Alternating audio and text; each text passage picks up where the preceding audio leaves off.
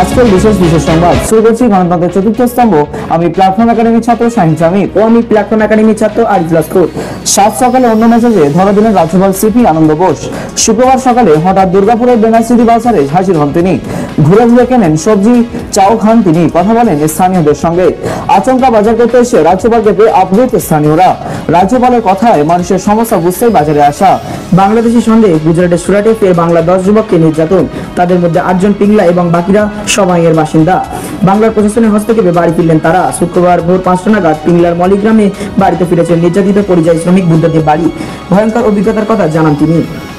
শুধু কবি সুভাষ স্টেশনই নয়, রাইটার্সের দেওয়া সমীক্ষা রিপোর্ট ধরেই আরো একাধিক মেট্রো স্টেশনের পরিকাঠামো বদল করা হতে পারে।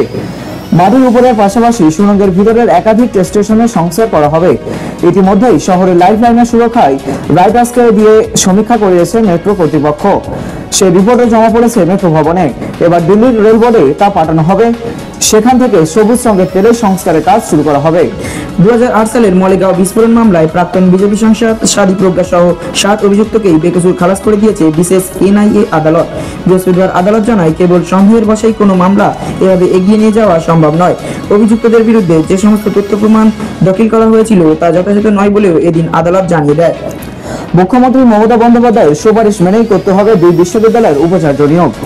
রবীন্দ্র ভারতী বিশ্ববিদ্যালয়ের জন্য সোনালী চক্রবর্তী বন্দ্যোপাধ্যায় এবং কোচবিহারের পঞ্চানন বর্মা বিশ্ববিদ্যালয়ের জন্য মুখ্যমন্ত্রী চিহ্নিত ওয়ার্ডার অফ প্রেফারেন্সের তালিকায় থাকা 1 নম্বর প্রার্থীকে নিয়োগ করার নির্দেশ দেওয়া হয়েছে সুপ্রিম কোর্ট। শুধু 2 বিশ্ববিদ্যালয়ের উপাচার্য নিয়োগের বিষয়ে শুক্রবার নির্দেশ দিয়েছে আজ সর্বোচ্চ আদালত।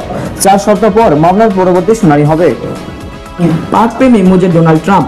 বাণিজ্য চুক্তি করার পর এবার পাকিস্তানের উপর চাপানো শুল্কের পরিমাণ কমিয়ে দিল আমেরিকা, কিন্তু ভারতের উপর এখনো 25% শুল্ক বহাল থাকছে। শুক্রবার থেকে কার্যকর হচ্ছে নয়া শুল্ক হার। ভারত ছাড়া আরো বেশ কয়েকটি দেশেও নতুন করে শুল্ক চাপানোর ঘোষণা করেছেন ট্রাম্প। ভারতের উপরে বিরক্ত মার্কিন প্রেসিডেন্ট ডোনাল্ড ট্রাম্প, এমনই দাবি মার্কিন বিদেশ সচিব মার্কো রুবিওর। তিনি জানিয়েছেন, স্ট্র্যাটেজিক পার্টনার ভারত রাশিয়ার থেকে তেল কিনে অব্যাহত রেখেছে, যা ইউক্রেনের সঙ্গে যুদ্ধ মস্কোকে রসদ জুগিয়ে দিয়েছে।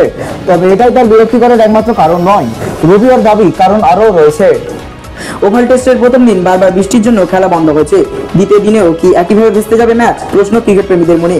উল্লেখ্য, ওভাল টেস্টের প্রথম দিনে ব্যাটিং বিপর্যয়ের শিকার ভারত।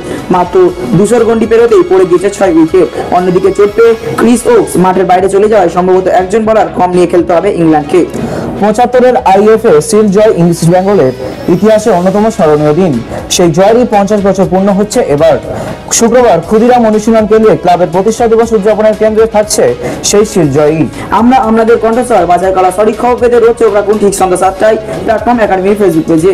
আবার দেখা হবে আগামীকাল ঠিক সন্ধ্যা 7টায়। সুস্থ থাকুন, ভালো থাকুন।